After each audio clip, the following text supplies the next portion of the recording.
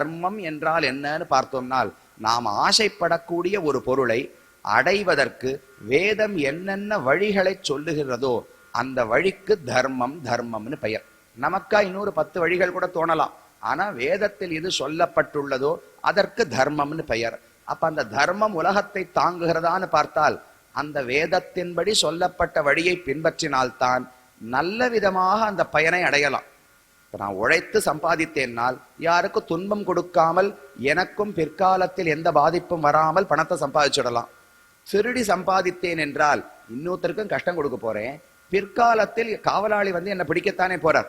அப்ப அந்த சமயத்தில் எனக்கு ஆசைப்பட்டது கிடைத்து விட்டாலும் பிற்காலத்துல இதை விட பெரிய பாதிப்பு கூட வரலாம், இல்லை என்னால மற்றவர்களுக்கு பாதிப்பு வரலாம். ஆனா தர்மம்னு சொன்னோம்னால், ஒரு ஆத்மா தான் ஆசைப்படுவதை அடையும் போது மற்ற ஆத்மாக்களுக்கு துன்பத்தை ஏற்படுத்தாமல் இருக்கும் முறையத்தான் தர்மம்னு சொல்லும்.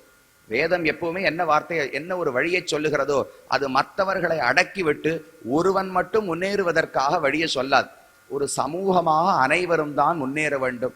அப்ப இவன் யாகம் செய்தால் அதை கொண்டு அவனுடைய சுற்றத்தார், அவனுடைய ஊர் மக்கள் அனைவரும் எப்படி முன்னேறலாம்னு பார்த்துத்தான் வழி சொல்லும். அப்ப தர்மம் என்பது தனி மனிதனுடைய முன்னேற்றத்துக்காக மட்டும் சொல்ல முடியாது. தனி மனிதனுடைய ஆசை அதை நிறைவேற்றும் போது அவனுடைய சுற்றத்தார் எல்லாரோடும் சேர்ந்து ஒரு உன்னதி அடைவதற்கான வழியை சொல்லும். ஆனா நாம உலகத்துல ஒரு வழியை தேடினோம்னால் அது நமக்கு மட்டும்தான் நல்லது கொடுக்குமே தவிர மற்றவர்களுக்கு உதவும்னு அப்படி சொல்ல முடியாது. இது தர்மத்தினுடைய வேறுபாடு. வேதத்தின் கண்ணோட்டம் அப்படிப்பட்டது. ஒருவன் மட்டும் மேல மேல மேல உயர்ந்து கொண்டே போகலாம், மற்றவர்கள் தாழ்ந்து கொண்டே போவார்கள்னு வேதம் ஒத்துக்காது. முழுமையாக சமுதாயமாக சேர்ந்துதான் முன்னேற வேண்டும். அதற்கு எந்த ஆசையும் படாதேன்னு மனிதனிடத்துல சொல்ல முடியாது. ஆசைப்பட்ட பொருள்களை எல்லாம் அடைவதற்கு என்னென்ன வழிகள் என்பதைத்தான் தர்மம் தர்மம்னு சொல்லுகிறோம். இந்த தர்மம் எப்படி நித்தியமாக இருக்கும்? சனாதனம் அப்படின்னு சொன்னா நித்தியமானது, எப்போதும் இருக்கக்கூடியதுன்னு அர்த்தம். ஒரு பொருள் எப்படி நித்தியமா இருக்கும்னால், ஒரு செயல் எப்படி நித்தியமா இருக்க முடியும்? இப்ப இந்த ஒரு புத்தகம் இருக்கு, புத்தகத்தை இங்கிருந்து எடுத்து இங்க வைக்கிறேனோ இல்லையோ, ஒரு செயல் தானே. அந்த செயல் ஒரு நாள் அழிந்து விட போகிறது. அப்ப இந்த தர்மங்கள் எல்லாம் நித்தியம் நித்தியம்னு சொல்லுகிறோமே, என்ன அர்த்தம்னால் நித்தியமான வேதத்தால் சொல்லப்பட்டவை. அதனால் இன்றைக்கு ஸ்வர்க்கத்துக்கு போகணும்னா ஒரு யாகம் பண்ணணும். ஒரு 50 ஆண்டுகள் 500 ஆண்டுகள் அல்ல அடுத்த ஒரு யுகம் வந்ததென்றால் அந்த யுகத்தில் இதே பயனை அடைவதற்கு வேறு வழி என்று மாறாது. ஒரே யாகத்தை எந்த யுகத்தில் செய்தாலும் அதே பயனை கொடுக்கும். ஒரு தவம் ஒரு விரதம் இருந்தோம் என்றால் அதற்கு கிருதயுகத்தில் என்ன பயனோ திரேதாயுகத்தில் அதேதான், கலியுகத்திலும் அதேதான். அப்ப தர்மம் மாறாமல் இருக்கிறது என்றால் அதை செய்ய வேண்டிய முறையோ செய்தால் அடையக்கூடிய பயனோ மாறாமல் இருக்கிறதோ இல்லையோ. அதனால நித்தியமான தர்மம் சனாதனமான தர்மம்னு சொல்றோம். இது இந்த சிருஷ்டியில் மட்டும் கிடையாது. உலகமே அழிக்கப்பட்டு விட்டு பகவான் மறுபடியும் உலகத்தை படைத்தாலும் இதே தர்மங்கள் தான் இருக்கும். வேதம் மாறவே போவது கிடையாது. அப்ப வேதத்தில் சொன்ன தர்மங்களும் மாறப்போவதில்லை. எத்தனை முறை ஜீவாத்மா பிறந்தாலும் ஒரு போட்டி எல்லாம் நடத்துறோமோ இல்லையோ, மட்டைப்பந்து, கால்பந்து, கூடைப்பந்து, இதெல்லாம் போட்டி நடக்கிறதோ இல்லையோ. ஒரு போட்டியை 2 பகுதியா 3 பகுதியா பிரிப்பா. இப்ப கால்பந்துன்னு எடுத்துட்டா 2 45 நிமிஷமா பிரிக்கிறா, மட்டைப்பந்துன்னு எடுத்துட்டா 2 3 பிரிக்கிறாளோ இல்லையோ. அதுல முதல் அரை மணி நேரத்துக்கு நீங்க விளையாடும் போது வேற விதிமுறைகள், அடுத்த முறை ஓய்வுக்கு போயிட்டு திரும்பி வரீங்களோ இல்லையோ, அப்ப முற்றிலும் வேத விதிமுறைகள்னு சொன்னால் எப்படி ஒரு விளையாட்டு வீரரால் விளையாட முடியும்? அப்ப எத்தனை முறை விளையாடினாலும் விதிகள் மாறாமல் இருக்கணுமோ இல்லையோ. அதை போல உலகத்தை எத்தனை முறை பகவான் அழித்து அழித்து படைத்தாலும் இந்த தர்மங்கள் மாறாமல் இருக்கும்படி பார்த்து கொள்ளுகிறார். வேதத்தில் அப்படி மாறாமல் தர்மத்தை சொல்லுகிறார். அதனால் சனாதன தர்மம் என்று வழங்கப்படுகிறது. அதை பற்றி நீர் எனக்கு சொல்ல வேண்டும் யுதிஷ்டிரன் கேட்டார். வர்ணாசிரம ஆச்சாரயுதம் யத் புமான் விந்ததே பரம். எந்த ஒரு தர்மத்தை கடைபிடித்தால் மனிதன் உயர்வை அடைய முடியுமோ, உன்னதி அடைய முடியுமோ, அந்த தர்மங்களை நீர் எனக்கு உபதேசிக்க வேண்டும். நாராயண பரா விப்ரா தர்மம் குஹ்யம் பரம் விதுகு கருணாக சாதவ சாந்தாக துவத்விதான ததாபரே. இது மேல தெரிவிக்கிறார், நாரதரிடத்துல கேட்கறதுக்கு ஒரு தாத்பரியம் இருக்கான். ஏன்னா நாரதர் நாராயணனிடத்திலே மிக அதிகமான பக்தியை உடையவர். நாராயணனிடத்துல பக்தி இருப்பவர்கள் தர்மத்தை நன்றாக புரிந்து கொள்ள முடியும்னு தெரிவிக்கிறார். ஏன் நாராயணனிடத்துல பக்திக்கும் தர்மத்தை பற்றின புரிதலுக்கும் என்ன சம்பந்தம்னால், பக்தன் பக்தன்னா என்ன? தன்னுடைய சுவாமி யாரோ, யாரிடத்துல பக்தியோடு இருக்கிறோமோ அவருடைய மனசு என்னன்னு முழுவதுமா புரிந்து கொண்டிருப்பானோ இல்லையோ. ஒரு நிறுவனத்துல வேலை செய்யறோம். நல்ல தொழிலாளியா எப்ப ஆக முடியும்? நிறுவனத்தினுடைய முதலாளி என்ன அபிப்பிராயத்துல, என்ன கண்ணோட்டத்துல அந்த நிறுவனத்தை நடத்துகிறாரோ, என்ன இலக்கை மனதில் கொண்டு செயல்படுகிறாரோ, அதே இலக்கு நமக்கும் மனசுல வரணும். நான் மாசம் ஊதியத்துக்காக வேலை பண்றேன்னால் அப்ப அவரோட ஒரு தொடர்பே வராது.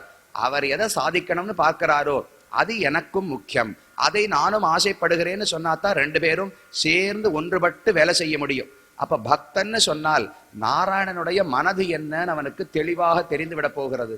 அதை தெரிந்து கொண்டு விட்டோம் என்றால் அதுக்கு மேல வேதம் என்பது தனியா ஒண்ணு கிடையாது. வேதம் என்பது பகவானுடைய விருப்பம். ஸ்ருதி ஸ்மிருதிர் மமைவாக்ஞான்னு கண்ணன் தெரிவிக்கிறார். வேதங்களும் ஸ்மிருதிகளும் தர்மசாஸ்திரங்களும் பகவானுடைய கட்டளை. பகவான் இன்னதெல்லாம் பண்ணணும்னு எதிர்பார்க்கிறார் என்னிடத்தில். இந்தந்த செயல்களை ஒரு மனிதன் செய்யக்கூடாதுன்னு எதிர்பார்க்கிறார். அந்த எதிர்பார்ப்ப வேதம்னு எழுதி வைத்திருக்கிறார், உபதேசித்திருக்கிறாரே தவிர அது என்னமோ ஒரு புத்தகத்தில் யாரே சொன்னான்னு தெரியாமல் புத்தகத்தில் இருக்கக்கூடிய சில நெறிமுறைகள்னு கொள்ள வேண்டாம். அப்படின்னா அதை கடைபிடிக்கணும்னு நமக்கு ஒரு எண்ணமே வராது. இதில் சொல்லப்பட்டது பகவானுடைய திருவுள்ளம். எனக்கு அவர் ரொம்ப முக்கியம். அவர் திருவுள்ளப்படி நடப்பதுதான் எனக்கு ஆனந்தம், அவருக்கும் ஆனந்தம். அதனால் தர்மத்தை கடைபிடிக்கிறேன் என்கிற புரிதல் வரணுமோ இல்லையோ. அப்ப நாராயணனிடத்தில் பக்தியோடு ஒருவர் இருந்தால் ஒரு சூழ்நிலையில பகவான் எப்படி யோசிப்பார்னு தெரிஞ்சிடுமோ இல்லையோ.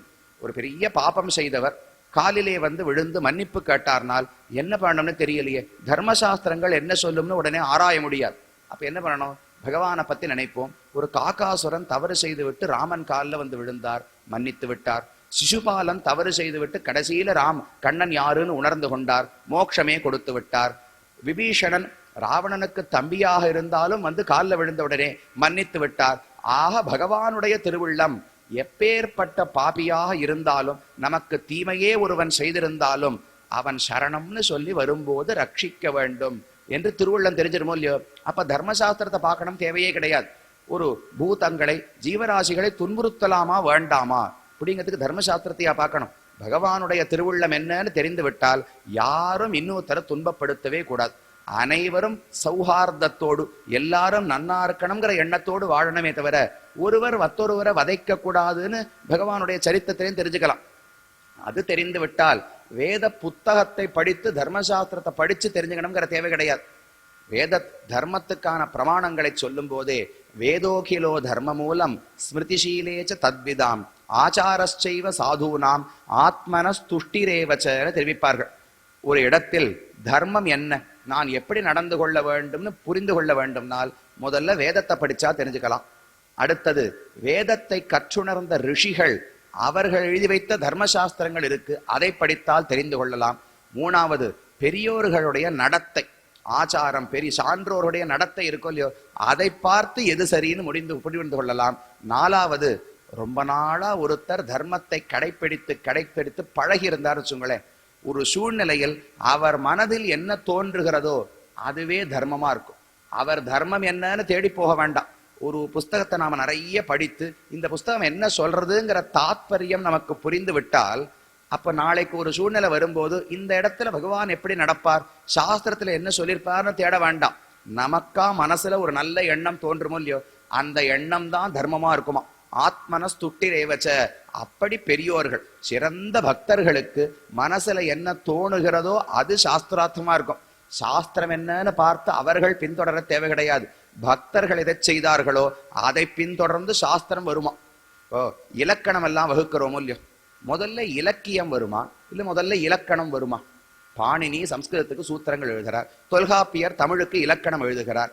அதுக்கு முன்னாடியே பல பாடல்கள் எல்லாம் பாடப்பட்டிருக்கும், காவியங்கள் எல்லாம் பாடப்பட்டிருக்கும். அதுல எத்தனையோ சொற்களை கவிஞர்கள் பிரயோகித்திருப்பார்கள். அவர்கள் பிரயோகித்த சொற்களை வைத்துக்கொண்டு இவா சூத்திரத்தை இலக்கணத்தை வகுக்க வேண்டும். வால்மீகி ராமாயணத்தை எழுதுறதுக்கு முன்னாடி சூத்திரங்கள் எல்லாம் இருந்தது. சூத்திரத்தை பார்த்து வால்மீகி இயற்றினார்னு சொல்ல முடியாது. வால்மீகி இயற்றின பிரபந்தம் அவர் உபயோகித்த சொற்களை கொண்டு இதை எப்படி சரிப்படுத்தலாம்னு இலக்கணத்தை வகுப்பார்கள் பின்பற்றவர்கள். அப்ப முதல்ல இலக்கியம் வந்துடும். அதுவும் பெரிய பக்தர்கள் ஆழ்வார்கள் எல்லாம் பாசுரம் பாடினாலும் இல்லையோ, அவ என்ன பாடசாலைக்கு போய் இலக்கணம் என்னென்ன தமிழ்ல எப்படி பாடணும், எழுத்து சீர் அடி அசை தொடை இதெல்லாம் கற்றுக்கொண்டு பிற்பாடு வந்தா பாடல்களை பாடினார்கள். பக்தி மனசுல இருக்கு, வாய் வழியா பாசுரம் தானா வந்தது, அது இலக்கணத்தின்படி தானாக அமைந்ததே தவிர இவர்கள் இலக்கணத்தை பின்பற்றி பாடவில்லை. அதை போல ஒரு சிறந்த பக்தன் தன் மனதில் எது உண்மையாக தோன்றுகிறதுன்னு பார்த்தாலே அது தர்மமாக இருக்குமா. இது எல்லாருக்கும் சொல்லல. யார் பல ஆண்டுகள் பல நாட்களாக சிறந்த ஸ்ரத்தையோடு பகவான் சொன்னபடிக்கு நடக்கிறார்களோ அந்த சான்றோர்களுக்கு அந்த எண்ண ஓட்டம் சக்தி புரிந்து விட போகிறது. அதனால் நாரதரை பார்த்து யுதிஷ்டர் கேட்கிறார், எனக்கே தர்மங்கள் தெரியும், ஆனால் நீர் பகவானிடத்திலே பக்தி உடையவர், அவருடைய உள்ளம் என்னவா இருக்கும் உமக்கு துல்லியமாக தெரிந்திருக்கும், நீர் உபதேசிக்க வேண்டும் என்று கேட்கிறார். சரின்னு நாரதர் சொல்ல தொடங்குகிறார். தர்ம மூலம் ஹி பகவான் சர்வ வேதமயோ ஹரிஹி ஸ்மிருதம் ச தத்விதாம் ராஜன் ஏனச்சாத்மா பிரசீததி. இப்ப பார்த்தோமே, தர்மத்துக்கு மூலம் என்னன்னு பார்த்தால் முதல்ல சர்வ வேதமயோ ஹரிஹி, பகவான் வேதங்களை எல்லாம் அவர்தானே கொடுக்கிறார். முதலில் உலகத்தை படைத்த உடனே தன்னுடைய நாபியில ஒரு தாமரையை உண்டாக்கி அதுல பிரம்மாவை பகவான் படைத்து விடுகிறார். அதுக்கு மேல பிரம்மா தான் உலகத்தில் மக்கள், தேவர்கள், விலங்குகள் இவர்களை எல்லாம் படைக்கணும். இந்த உலகத்தை படைப்பது நாராயணனுடைய செயல். பூமண்டலம், அதுக்கு மேல கீழே இருக்கிற அத்தளம், வித்தளம், ரசாத்தளம், பாத்தாளம் வரைக்கும் இருக்கக்கூடிய கீழ் உலகங்கள், மேல சத்தியலோகம் பிரம்மாவுடைய உலகம் வரைக்கும் இருக்கக்கூடிய மேல் உலகங்கள், இதையெல்லாம் நாராயணன் படைத்து விடுகிறார். அதற்கு பிறகு நாபி கமலத்துல பிரம்மாவை உண்டு பண்ணுவார். பிரம்மா பண்ண வேண்டிய காரியம் ஒவ்வொரு பிராணியையும் படைக்கணுமோ இல்லையோ. இந்த மேஜையை படைக்கணும், மனுஷனை படைக்கணும், விலங்க படைக்கணும். அந்தந்த ஆத்மாவினுடைய பாப புண்ணியத்துக்கு ஏற்ப அவனுக்கு ஒரு உடலை படைத்து உள்ள புகுத்தனமோ இல்லையோ. இந்த சிருஷ்டியை பிரம்மா செய்ய போகிறார். ஆனா திடீர்னு பிறந்த குழந்தை பிரம்மாவுக்கு ஞானமே இருக்காது, எப்படி படைக்கணும்னு எப்படி தெரியும்? அதனால முதல்ல பகவான் வேதங்களை உபதேசிக்கிறார். அப்ப தர்மத்தை நாம் தெரிந்து கொள்ளதே முதலில் பகவான் வேதத்தை உபதேசித்ததாலே அது முதல் மூலம். வேதம் தர்மத்தை கூறக்கூடிய முதல் நூல். அதற்கடுத்தது அந்த தர்மத்தை உணர்ந்த ரிஷிகள், அவர்கள் எழுதின ஸ்மிருதிகள்னு சொல்றோம் இல்லையோ. ஸ்மிருதின்னு சொன்னால் நினைவுன்னு அர்த்தம். ஸ்மரணம், ஸ்மிருதி அப்படின்னு சம்ஸ்கிருதத்துல சொல்றோமோ இல்லையோ, நினைவுன்னு அர்த்தம். எதை பத்தின நினைவுனால் வேதத்தில் சொல்லப்பட்ட தர்மங்களை நினைத்து நினைத்து அதை தங்கள் வார்த்தையால் எழுதி வைத்தார்களாம் நூல்களாக. அதனால் அந்த நூல்களுக்கு ஸ்மிருதிகள்னு பெயர். அது இரண்டாவது மூலம். மூன்றாவது ஏனச்சாத்மா பிரசீததி, பெரியோர்களுக்கு ஒரு சூழ்நிலையில் எது சரியென்று படுகிறதோ அது தர்மமாக இருக்கும். இப்ப எத்தனையோ பெரியவர்கள்ட்ட போறோம், சுவாமி எனக்கு ஒரு தர்ம சங்கடமா இருக்கு, இந்த இடத்துல எப்படி நடந்து கொள்ள வேண்டும்னு கேட்ட உடனே அவர் தன் மனசுல என்ன தோணுகிறதோ, பல வழிகள் இருக்கலாம், பல மார்க்கங்கள் இருக்கலாம், அதை சீர்தூக்கி பார்த்து இந்த ஆத்மாவுக்கு எது சரின்னு ஆராய்ந்து ஒருத்தர் நமக்கு அறிவுரை சொல்லுகிறார். அது என்ன விஞ்ஞானமா? இப்படி விதிமுறைகளை வைத்துக்கொண்டு இப்படி இருந்தா இப்படி பண்ணணும், இப்படி இருந்தா இப்படி பண்ணணும் என்று மட்டும் வெறுமை யுக்திகளை கொண்டு தர்மத்தை முடிவு செய்துவிட முடியாது.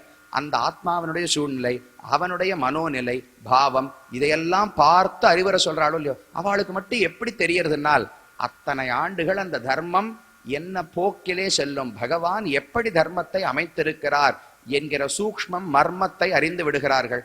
அப்ப அதை போன்ற சான்றோர்களுடைய வாக்கு தர்மத்தை காட்டுகிறதுன்னு சொன்னார். சரி, முதலில் என்னென்ன பண்புகளோடு இருக்க வேண்டும்?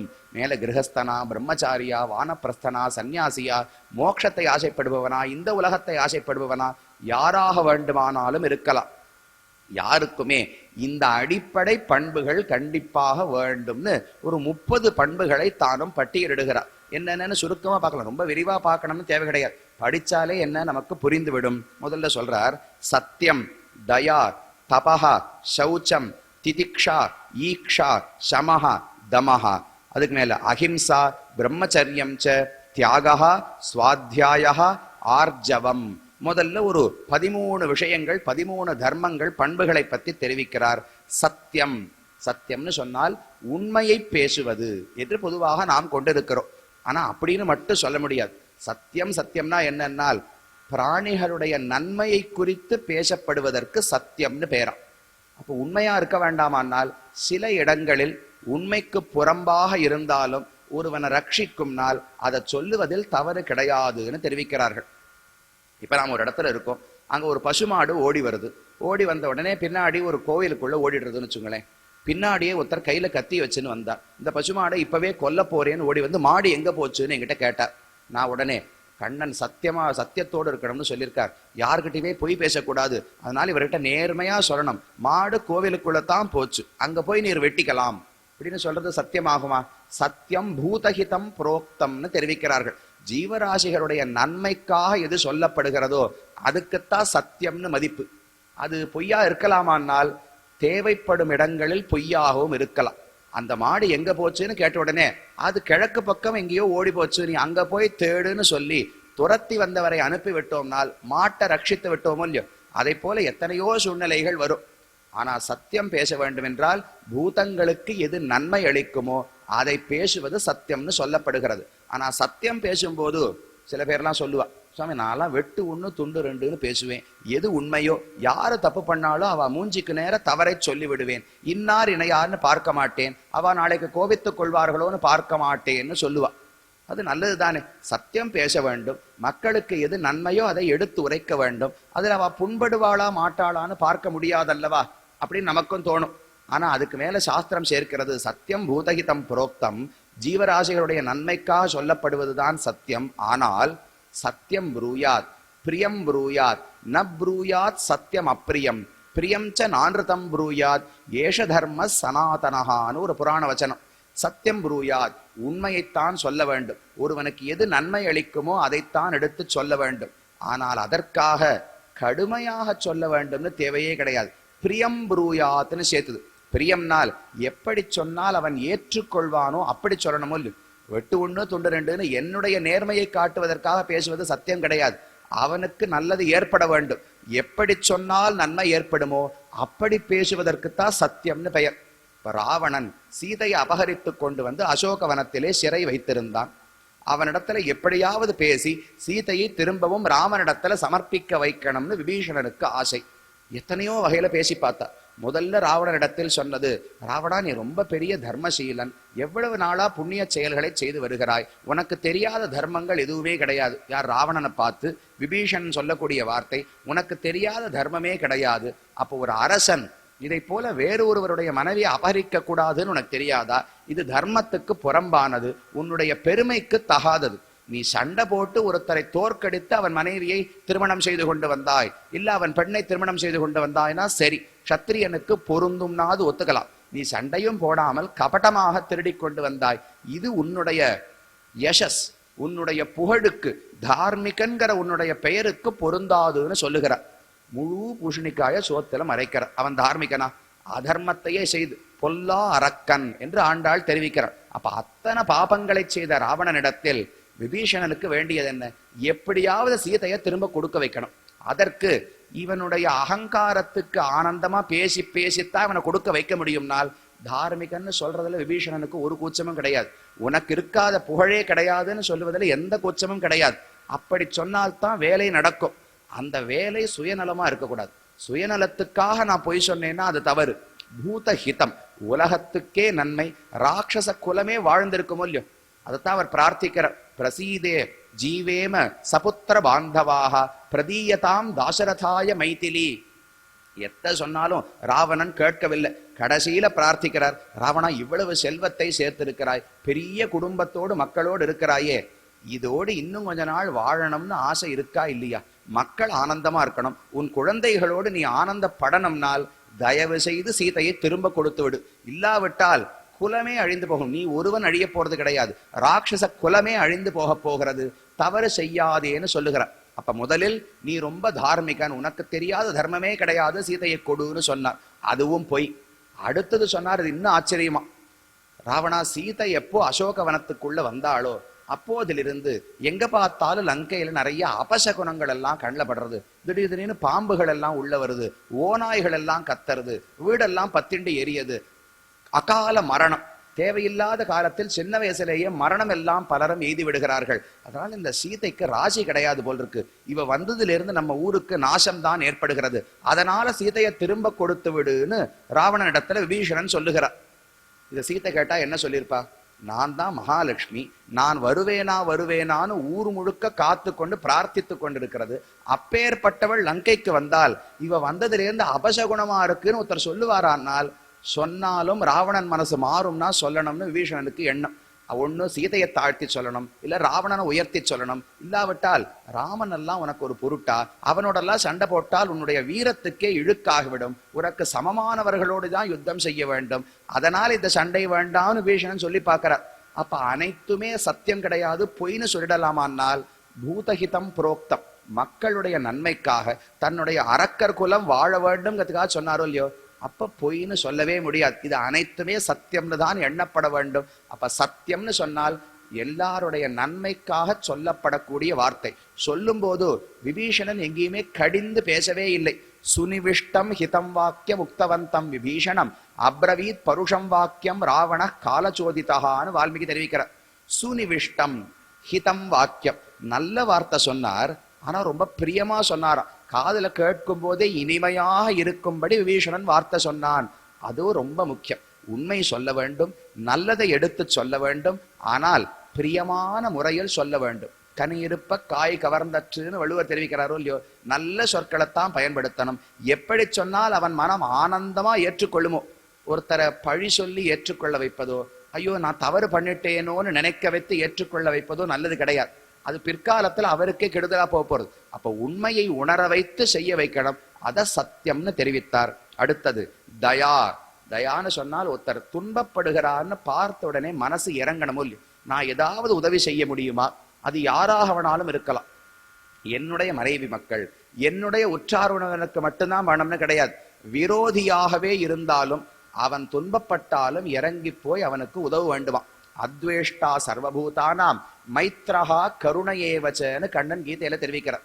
யாராக இருந்தாலும் அத்வேஷ்டா, துவேஷமே நீ காட்டக்கூடாது, பகைமை பாராட்டக்கூடாதுன்னு சொன்ன. யாருக்கு? என் உறவினர்கள்கிட்ட எல்லாம் பகைமை பாராட்ட போறது இல்லையே. யார் என்னை வெறுக்கிறார்களோ அவர்களைத்தான் நான் வெறுப்பதற்கு வாய்ப்பு உண்டு, அவர்களையும் வெறுக்காதேன்னு சொன்னார். சரி, வெறுக்காமல் இருந்தா போருமா? மைத்ரஹா, அவனுக்கு நண்பனாக இரு, அவருக்கும் நல்லது நடக்கணும் நீ ஆசைப்பட வேண்டும்னு சொன்னார். அவ்வளவு போருமா? கருணையேவச்ச, அவன் துன்பத்தில் இருந்தால் அதை பார்த்து நீ வருத்தப்படணும்னு தெரிவிக்கிறார். வாலியை ராமன் தானே அம்ப விட்டு கொன்னார். ஆனா வாலிக்கு உயிர் போறதுன்னு சொன்ன உடனே ராமன் அழத் தொடங்கி விட்டாராம். ஏன்னு பார்த்தால் சுக்ரீவனுக்கு அழுக வந்தது. அதை பார்த்த உடனே ராமனுக்கும் அழுக வந்து விட்டது. நண்பன் அழுகிறாரோ இல்லையோ. அப்ப விரோதியாகவே இருந்தாலும் அவனுக்கு ஒரு தாழ்வு, ஒரு குறை ஏற்படுகிறதுன்னா ராமன் அழுவாராம். அதை போல தயா, யாராக இருந்தாலும் பரம்பா பந்து வர்க்கம் வா மித்ரேவா துவேஷ்டரிவா சதா ஆத்மவத் வர்த்தித்தவ்யம் ஹி தயேஷா பரிகீர்த்திதா. தான் தன்னை எப்படி பார்த்து கொள்வோமோ அதே போல தன்னுடைய பந்துக்கள், தன்னுடைய விரோதிகள் இருவரையும் அதே போல பார்க்கணுமா.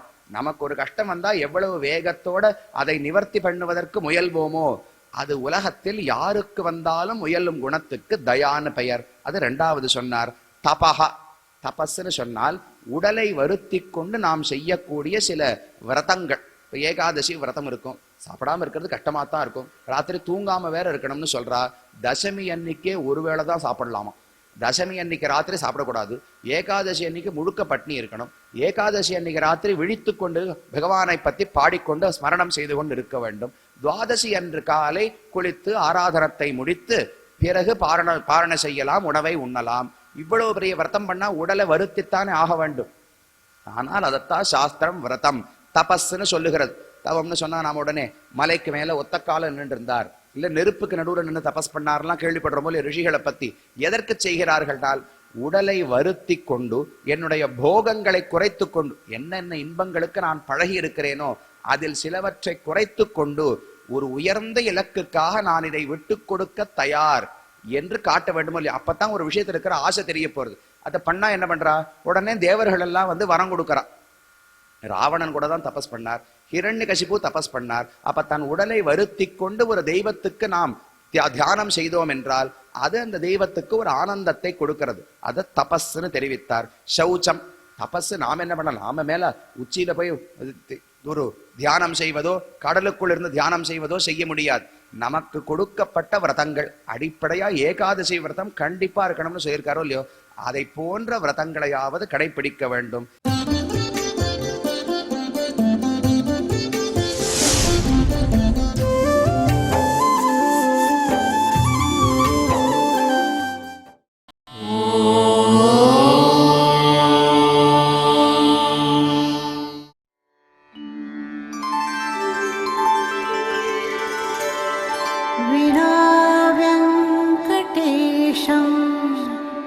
ननाथो ननाथः सदा वेङ्कटेशं स्मरामि स्मरामि।